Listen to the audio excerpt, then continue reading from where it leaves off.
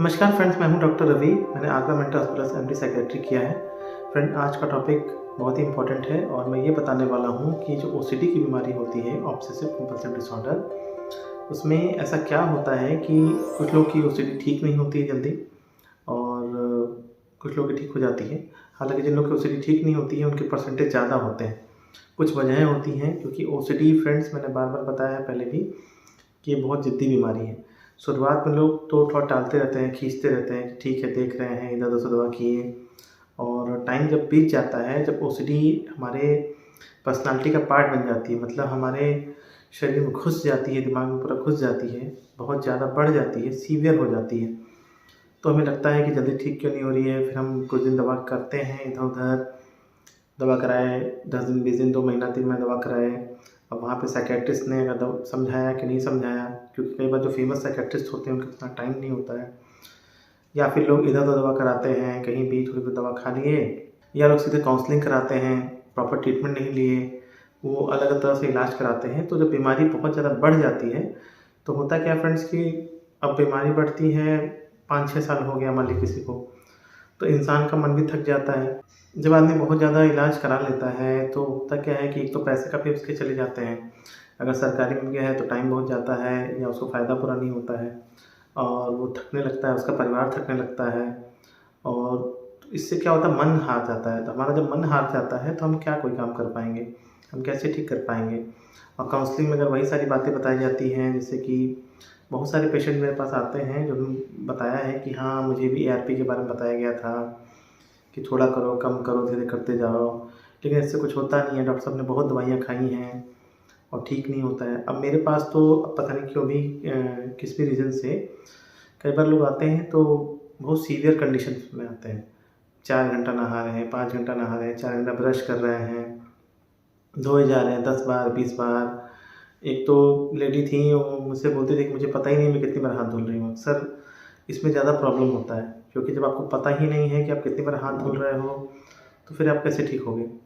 तो बहुत सारी प्रॉब्लम होती है। इंसान जो होता है ना, इतना थक जाता है इन बीमारियों से कि उसको समझ नहीं आता क्या करे। तो फ्रेंड्स, आज मैं ये बताने वाला हूँ कि ऐसी क्या-क्या प्रॉब्लम्स होती हैं उस इंसान में जिसका कि ओसीडी ठीक नहीं हो सकता। ये प्रॉब्लम्स होती हैं, तो आप फाइनली इन कमियों को आपको दूर करना है, अगर आपको ओसीडी को दूर करना है, ठीक करना है तो। क्योंकि फ्रेंड्स देखिए, दवा तो काम करती है, काउंसलिंग भी काम करती है, लेकिन फाइनली जो अप्लाई करना है, जिसको करना है वो आप हो, जो पेशेंट है उसी को करना है। उसको दवा खानी है या उसको काउंसलिंग का जो चीज़ समझाया जाता है उसको वो चीज़ करनी है। भाई 2 ही चीज़ें हैं, या तो आप दवा से ठीक होंगे या काउंसलिंग से ठीक होंगे, या दोनों मिला के होता है। डिपेंड करता है सीवियरिटी पे। ये बात मैंने बहुत बार बोली है, चूँकि ये अलग वीडियो है तो इसलिए मैं बता दे रहा हूँ। अगर किसी का सीवियर ओसीडी है, बहुत ज़्यादा ओसीडी है उसको, तो उसमें सबसे पहले मेडिकेशंस दी जाती हैं। पेशेंट उस समय इतना घबराया हुआ होता है, बेचैन रहता है, नींद नहीं आती है, चिड़चिड़ापन, मन उदास है, कि पहले उसकी फिज़िकल सिम्पटम्स दूर किया जाता है। उसके बाद साथ में उसको काउंसल किया जाता है, क्योंकि शुरुआत में तो पेशेंट समझेगा ही नहीं। मॉडरेट लेवल का है तो आप मेडिसिन के साथ-साथ काउंसलिंग कर सकते हैं।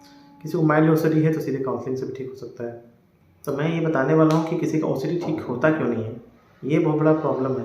क्योंकि फ्रेंड्स, अगर आप ये बात समझ लें कि किसका ठीक होता क्यों नहीं है, खासकर सीवियर ओसीडी, तो कैसे ठीक होगा। इसका मैं एग्ज़ाम्पल किसको बताता हूँ। मेरे ओपीडी में एक लेडी आती थी जो 4-5 घंटे नहाती थी, और वो नहाते जा रही हैं, उन्हें ये पता ही नहीं चल रहा है कितना देर नहाती हैं। तो मैं उसके हस्बैंड से पूछा कि भाई कितना देर नहाती हैं? तो उन्होंने बोला कि जब तक छोड़ दिए नहाती रहती हैं। ठंड में भी नहाती हैं 4-4 घंटा, और मुझे भी नहाने के लिए बोलती हैं, मैं भी नहाता हूँ, और बच्चों को भी हाथ पैर धुलने के लिए बोलती हैं, तो इन्हें पता नहीं चलता है। तो मैंने पूछा ऐसा क्यों करती हैं आप? तो बोली संतुष्टि नहीं मिलता है। और सबसे पहला रीज़न ये होता है, मैंने देखा है ऐसे आदमी या औरत में जो अपनी प्रॉब्लम को बता ही नहीं रहा है डॉक्टर के सामने। मतलब कई बार क्या होता है कि मुझे सिम्पटम्स को पूछना पड़ता है। जैसे कोई ओसीडी की औरत आई जो मेरे यहाँ, ऐसे कई लोग आते हैं, तो मैं पूछता हूँ, हाँ बताइए दिक्कत क्या है? तो वो बोलते हैं घबराहट हो जाती है, उसके बाद बोल के चुप हो जाते हैं। मैं बोलता और क्या दिक्कत है? और कुछ नहीं। और मन कैसा रहता है? पूछने पे तब बोलती है कि हाँ, मन उदास रहता है। मैं पूछता हूँ गुस्सा आता है? बोलते हैं हाँ, गुस्सा आता है। तो जितना मैं पूछता हूँ उतना वो बताते हैं। तो सबसे पहले कमी तो ये हो जाती है कि क्योंकि ओसीडी में क्या होता है फ्रेंड्स कि एक न्यूरोटिक प्रॉब्लम है, यहाँ पे घबराहट होती है।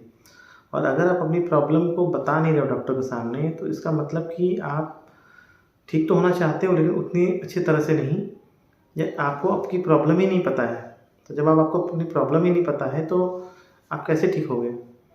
तो फिर मैं पूछता हूँ कि ऐसा आप क्यों करते हो? क्या वजह है कि आप इतना बार-बार हाथ धुलते हो, नहाते हो?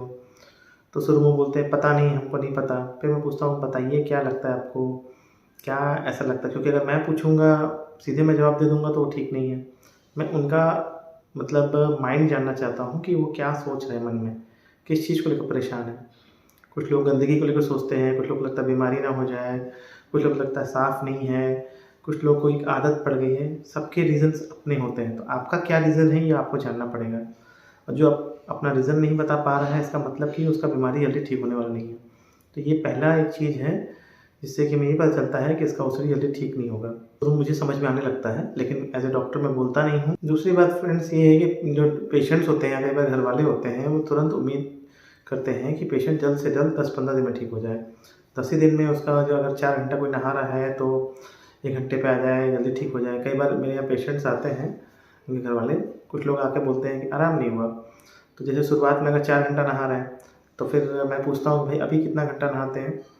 तो बोलते हैं कि अब तो 3 घंटा 2 घंटा नहा रहे हैं। तो मैं बोलता हूँ कि अगर कोई इंसान जो 4 घंटा नहाता था, अगर वो 20 दिन के अंदर, 25 दिन के अंदर अगर 2.5 घंटे 2 घंटे पे आ गया है, तो ये काफ़ी सुधार है। अगर ऑलमोस्ट 50% 60% सुधार हो जा रहा है 20-25 दिन में, तो उसको आप कम मत आकिए। तो फिर उनको लगता है कि हाँ, नहीं पहले से तो ठीक है, पहले से तो अच्छा है। मैंने कहा पहले से अच्छा है, अब इसको पूरा ठीक होना है, ये बात आपको समझनी है।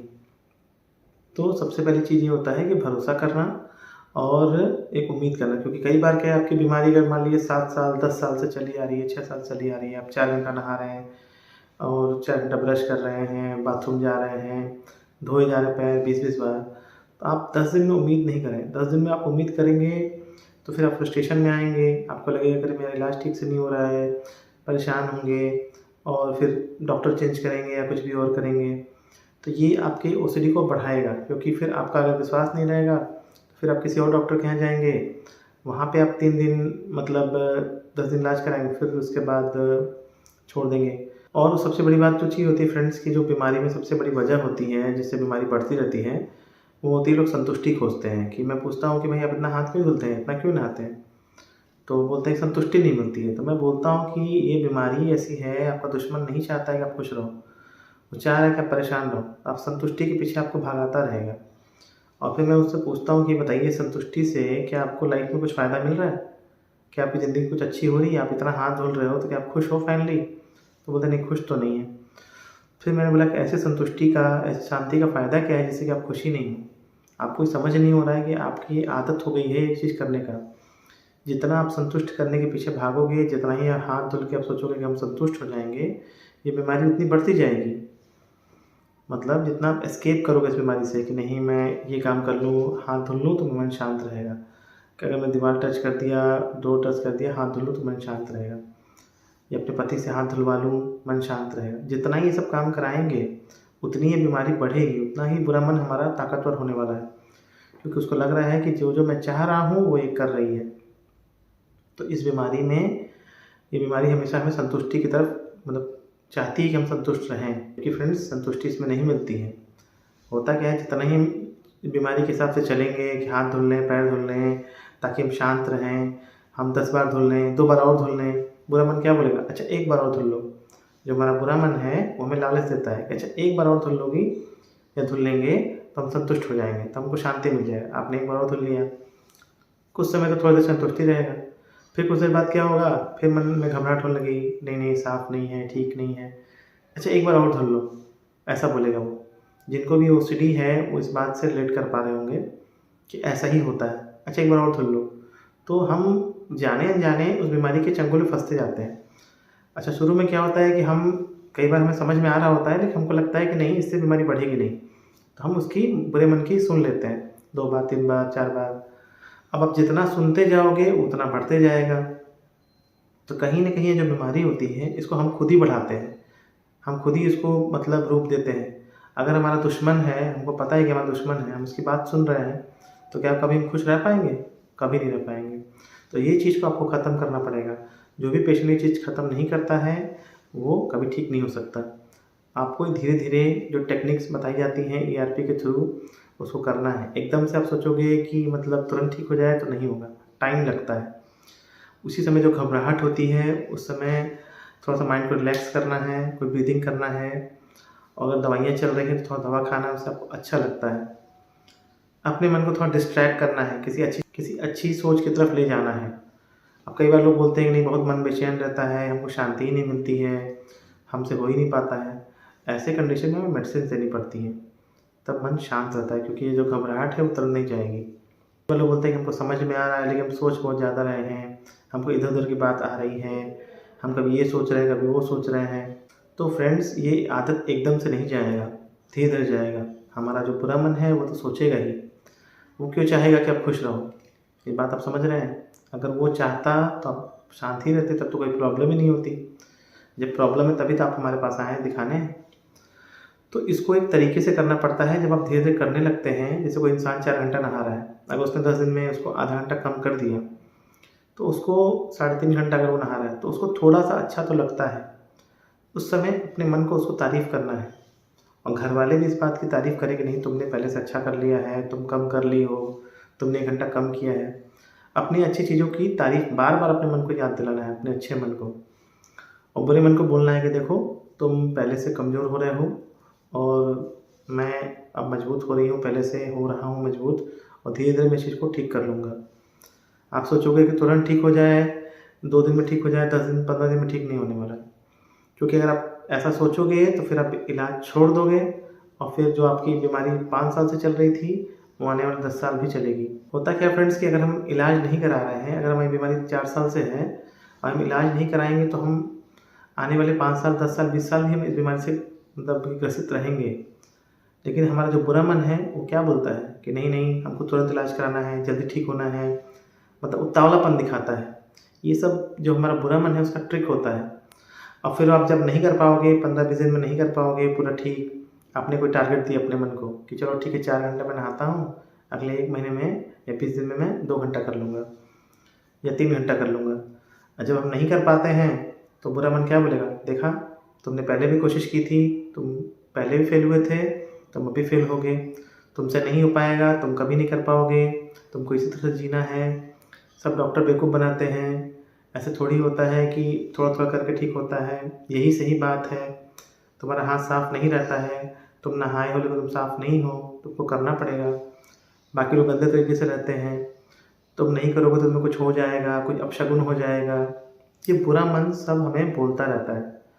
तो जो माइंड की ये चाल नहीं समझ पाते हैं लोग, वो लोग इस बीमारी में ट्रैप में फंसे रहते हैं और बीमारी को बढ़ाते रहते हैं। कई बार क्या होता है फ्रेंड्स कि एक कमी ये भी होती है लोगों में कि लोग उस कंफर्ट जोन में चले आते हैं। उनको ये आदत हो जाती है धुलने की बार बार हाथ, या ये काम बार बार रिपीटेशन जो करते हैं लोग, रिपीटेड काम जो लोग करते हैं ओसीडी में, उसको करने की आदत हो जाती है, एक हैबिट बन जाती है, बुरी हैबिट, कि अगर वो नहीं करते हैं तो ऑटोमेटिकली हमें बेचैनी होती है। जैसे अगर हम किसी रास्ते से रोज़ जाते हैं, अगर 2 महीने 3 महीने हम उस रास्ते से जा रहे हैं और अगले दिन हम उस रास्ते से नहीं जाते हैं, तो कहीं न कहीं हमारे माइंड में एक बेचैनी आती है कि भाई हम आज नहीं गए। तो हम जो काम रोज़ करते हैं, रोज़ रिपीटेड करते हैं, उसके एक पैटर्न बन जाते हैं, और जिस दिन हम वो काम नहीं करेंगे तो हमें थोड़ी बहुत बेचैनी होना नॉर्मल है। तो ये तो बुरी चीज़ें हैं। जो बुरी चीज़ों में क्या होता है ना कि तुरंत मज़ा मिलता है। जैसे कोई हाथ धुल रहा है बार बार, बार बार कोई हाथ धुल रहा है तो उसको तुरंत मज़ा मिल जा रहा है, तुरंत संतुष्टि मिल जा रही है।